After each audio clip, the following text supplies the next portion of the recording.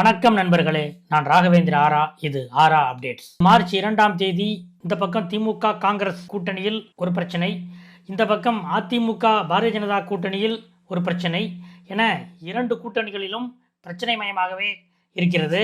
March 1ஆம் தேதி மதுரையிலே பிரதமர் மோடி தேசிய ஜனநாயக கூட்டணியின் பிரச்சார கூட்டத்தில் இரண்டாவது முறையாக கடந்த ஜனவரி 23ஆம் தேதி முதல் முறை வந்தார்.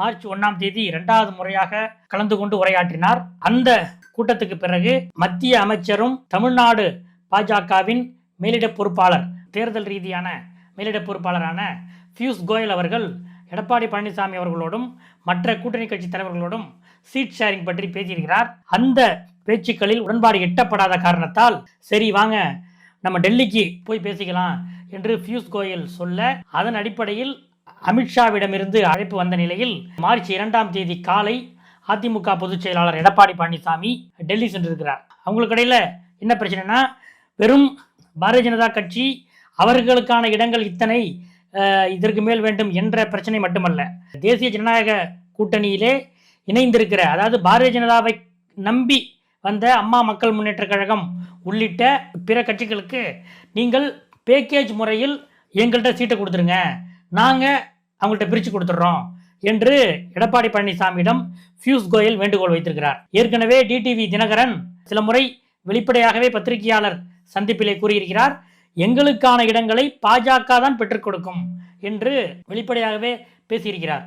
இந்த நிலையில் பியூஷ் கோயலின் இந்த வேண்டுகோளை எடப்பாடி பழனிசாமி ஏற்றுக்கொள்ளவில்லை என்கிறார்கள். அதாவது பாட்டாளி மக்கள் கட்சி சார்பில் அன்புமணி மட்டும்தான் இப்போது எடப்பாடி பழனிசாமி அடுத்த முதலமைச்சர், இன்னும் 2 மாதங்களில் முதலமைச்சராக அவர் வர இருக்கிறார் என்றெல்லாம் அந்த கூட்டத்திலே, மதுரை கூட்டத்திலே மிக உறுதியாக முழங்கியவர் அன்புமணி மட்டும்தான். இந்த நிலையில் பிஜேபி நீங்கள் எங்கள்கிட்ட பேக்கேஜ் கொடுத்துருங்க, நாங்கள் அவர்களுக்கு பிரித்து கொடுத்து விடுகிறோம் என்று பேச எடப்பாடி பழனிசாமி அதை ஏற்றுக்கொள்ளவில்லை. அதிமுக தான் அனைத்து கூட்டணி கட்சியினருக்கும் என்னென்ன சட்டமன்ற தொகுதிகள், எத்தனை சட்டமன்ற தொகுதிகள் என்பதை முடிவு செய்யும் என்று விடாப்பிடியாக இருக்கிறார் என்று சொல்கிறார்கள். இந்த ஒரு முடிவற்ற தன்மையின் காரணமாகத்தான் எடப்பாடியுடைய டெல்லி பயணம் அமைந்திருக்கிறது என்று சொல்கிறார்கள். சரிங்க, இங்கே திமுக காங்கிரஸ் கூட்டணி என்னாச்சு என்றால், மீண்டும் மீண்டும் சிக்கல்கள் அதிகரித்துக் கொண்டே இருக்கின்றன. பிப்ரவரி 28ஆம் தேதி சோடங்கர் அவர்கள் தலைமையிலான காங்கிரஸ் கூட்டணி பேச்சுவார்த்தை குழு TR பாலு தலைமையிலான திமுக கூட்டணி பேச்சுவார்த்தை குழுவை அறிவாலயத்தில் சந்தித்தார்கள். அதன் பிறகு மார்ச் 1ஆம் தேதி டெல்லியிலே பேட்டி கொடுத்த சோடங்கர் மிக கடுமையான சில வார்த்தைகளை பயன்படுத்தியிருந்தார். திமுக சார்பில் 25 தான் எங்களுக்கு என்று சொன்னார்கள்.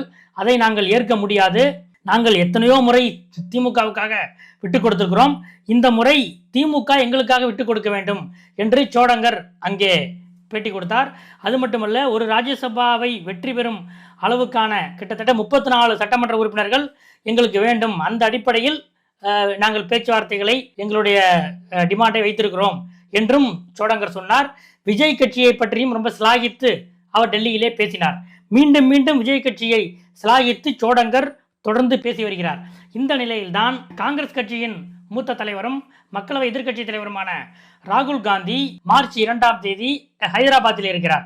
ஆந்திரா மற்றும் தெலுங்கானா காங்கிரஸ் கட்சிகளுடைய அரசியல் ஆய்வு மைய கூட்டம் ஹைதராபாத்திலே நடக்கிறது. அதற்காக அவர் ஹைதராபாத் போயிருக்காரு. இதற்கிடையில் இன்னொரு ட்விஸ்ட் என்னன்னா, இங்கே அதாவது ஆட்சியில் பங்கு, அதிகாரத்தில் பங்கு என்று வலிமையான குரலை தொடர்ந்து முழங்கி வந்த காங்கிரஸ் எம்பி மாணிக் தாக்கூர் அவரும் கடந்த 2-3 நாட்களாக ஹைதராபாத்தில் தான் இருக்கிறார்.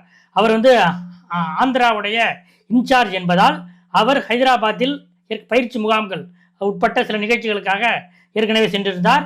இன்றைக்கு இந்த தெலுங்கானா ஆந்திரா காங்கிரஸ் அரசியல் கமிட்டி கூட்டத்தில் ராகுல் காந்தியோடு மாணிக் தாக்கூரும் அந்த கூட்டத்தில் இருக்கிறார்.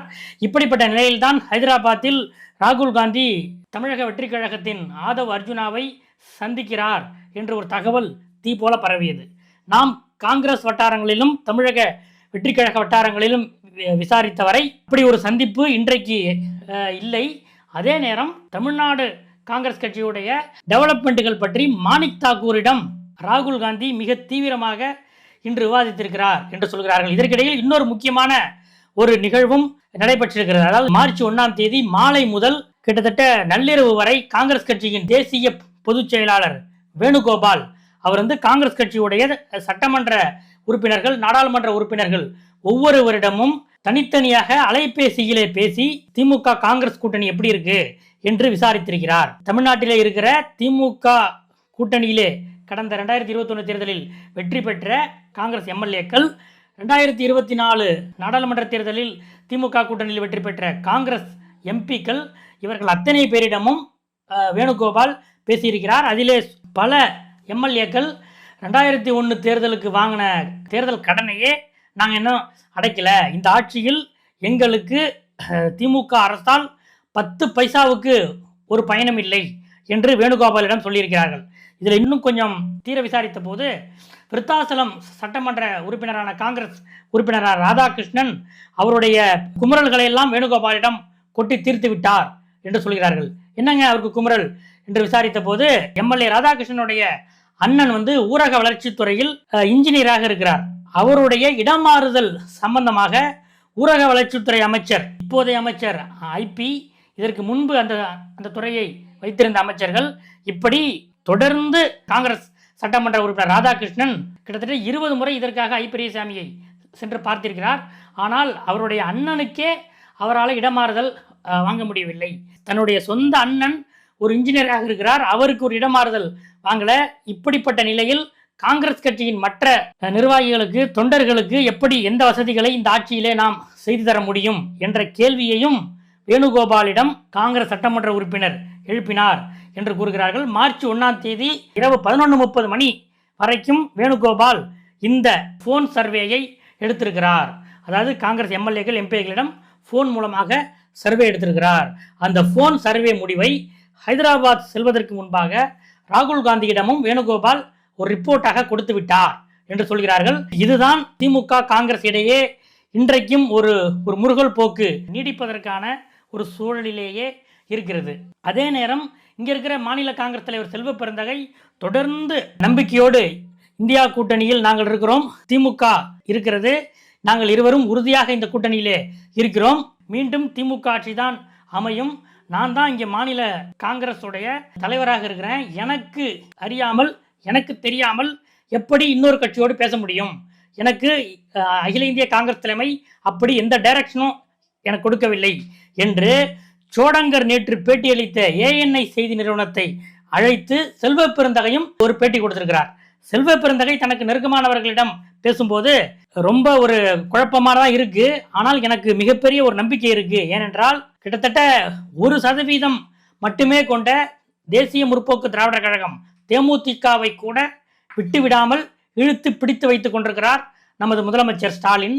அப்படிப்பட்ட முதலமைச்சர் காங்கிரஸ் கட்சியினுடைய இந்த பிம்பத்தையும், அதாவது வாக்கு வங்கி மட்டுமல்ல, மு.க. ஸ்டாலின் அவர்களுக்கு காங்கிரஸ் இருந்தால் ஒரு இமேஜ் இருக்கும், காங்கிரஸ் இல்லை என்றால் ஒரு இமேஜ் இருக்கும், அப்படிப்பட்ட காங்கிரஸுடைய இமேஜை அறிந்து வைத்திருக்கக்கூடியவர் எளிதில் காங்கிரஸை விட்டுவிட மாட்டார் என்று செல்வ பெருந்தகை தனக்கு நெருக்கமான வட்டாரங்களில் கூறிக்கொண்டிருக்கிறார் என்று சொல்கிறார்கள். இது ஒரு பக்கம். இன்னொரு பக்கம் விடுதலை சிறுத்தைகள் கட்சி தலைவர் தொல் திருமாவளவன் அறிவாலயத்தில் கூட்டணி கட்சி என்ற முறையில் திமுக கூட்டணி பேச்சுவார்த்தை குழுவோடு பேச்சுவார்த்தை நடத்தியிருக்கிறார். காலை 10:15 மணி வாக்கில் அறிவாலயத்துக்கு வந்தார். அவர் விடுதலை சிறுத்தைகள் கட்சியின் 2 பொதுச் செயலாளர்கள் ரவிக்குமார், சிந்தனை செல்வன் ஆகிய 3 பேரும் அந்த கூட்டணி பேச்சுவார்த்தையில் கலந்து கொள்வதற்காக உள்ளே சென்றார்கள். அதாவது மற்ற நிர்வாகிகள் எல்லாம் கூட இருந்திருக்கிறார்கள். வன்னியரசு இருக்கிறார், SS பாலாஜி எம்எல்ஏ இருக்கிறார். ஆனாலும் கூட இவர்களெல்லாம் அழைத்து சென்றால் அவர்களுடைய சீட்டுக்கு அடிகோலுகிறார்களே என்ற ஒரு பேச்சு கட்சி வட்டாரத்தில் வந்துவிடும் என்பதற்காக பொதுச் செயலாளர்கள் என்ற அடிப்படையில் ரவிக்குமார், சிந்தனை செல்வன், தலைவர் என்ற அடிப்படையில் திருமாவளவன், இந்த 3 பேர் மட்டும் அந்த குழுவிலே பங்கேற்று பேசியிருக்கிறார்கள். அப்போது திமுக கூட்டணி பேச்சுவார்த்தை குழு தலைவரான TR பால் அவர்கள், திருமாவளவன் அவர்களே, உங்களுக்கு முதலமைச்சர் ஸ்டாலின் உங்கள் மீது ரொம்ப அன்பு வைத்திருக்கிறாரு, ரொம்ப மரியாதை வைத்திருக்கிறாரு, வேற எந்த கட்சிக்கும் கொடுக்காத ஒரே ஒரு ஆஃபர் உங்களுக்கு மட்டும்தான் அவர் கொடுத்திருக்கிறாரு என்று சொல்ல, திருமாவளவன் என்ன என்று ஆர்வமாக கேட்டிருக்கிறார். இதுவரை நாங்கள் பேச்சுவார்த்தை நடத்திய அத்தனை கூட்டணி கட்சிகளிடமும் 2021 நீங்கள் போட்டியிட்ட இடங்களை விட சற்று குறைவாகத்தான் இந்த தேர்தலில் ஒதுக்கப்படும் என்று சொன்னோம். காங்கிரஸுக்கு 25, அவங்க போட்டியிட்ட 25 அப்படின்னு சொன்னோம். அதுக்கு அடுத்தபடியாக உங்களுக்கு தான் நீங்கள் 2021 போட்டியிட்ட அதே இடங்களை உங்களுக்கு வழங்குகிறோம், கூட கேட்டுறாதீங்க என்பதைத்தான் இவ்வாறு ஆஃபர் என்ற மொழியிலே டிஆர் பாலு அவர்கள் சொல்லியிருக்கிறார். ஆனால் விசிக தலைவர் திருமாவளவன், நாங்கள் உங்களோடு ஒரு கொள்கைக்காக இங்கே இணைந்திருக்கிறோம், எங்களுக்கு நம்பர்கள் முக்கியமல்ல, ஆனால் எங்கள் கட்சியுடைய மரியாதை முக்கியம். 2021 நாங்கள் போட்டியிட்ட இடங்களை விட அதிக இடங்கள் வேண்டும் என்பதில் நாங்கள் உறுதியாக இருக்கிறோம். அது மட்டுமல்ல, அது நாங்கள் இரட்டை இலக்கத்தை கேட்போம் என்பது தலைவருக்கும் நன்கு தெரியும். அது மட்டுமல்ல, இந்த முறை நாங்கள் பக்கத்து மாநிலமான புதுச்சேரியிலும் நாங்கள் அதிகமாக வளர்ந்திருக்கிறோம். அதாவது புதுச்சேரியிலும் தனித்தொகுதி மற்றும் பொது தொகுதி 2 வகைகளிலும் எங்களுக்கு வேண்டும் என்று விசிக தலைவர் திருமாவளவன் பேச்சுவார்த்தை குழுவிடம் தன்னுடைய கோரிக்கையை வைத்திருக்கிறார். நாங்கள் உங்களுக்கு எந்த விதமான குறைப்பும் செய்ய மாட்டோம் என்று டிஆர் பாலு கூற, நீங்கள் குறைக்க வேண்டாம், ஆனால் அதிகப்படுத்தி எங்களுக்கு தாருங்கள் என்று அழுத்தம் திருத்தமாக கோரிக்கை வைத்துவிட்டு திருமாவளவன் வெளியே வந்திருக்கிறார். இதுதான் கூட்டணி பேச்சுவார்த்தையில் அறிவாலயத்திலே விசிக திமுக இடையே நடந்த விஷயம். ஒரு பக்கம் அதிமுக பாஜக கூட்டணியில் ஒரு பிரச்சனை, திமுக காங்கிரஸ் கூட்டணியில் அதைவிட சிக்கலான பிரச்சனை. இப்படியாக இன்றைய நாளின் அரசியல் சூழல் கடந்து போயிருக்கிறது. அடுத்தடுத்த அப்டேட்டுகளோடு உங்களை அடுத்த வீடியோவில் சந்திக்கிறேன். நன்றி, வணக்கம்.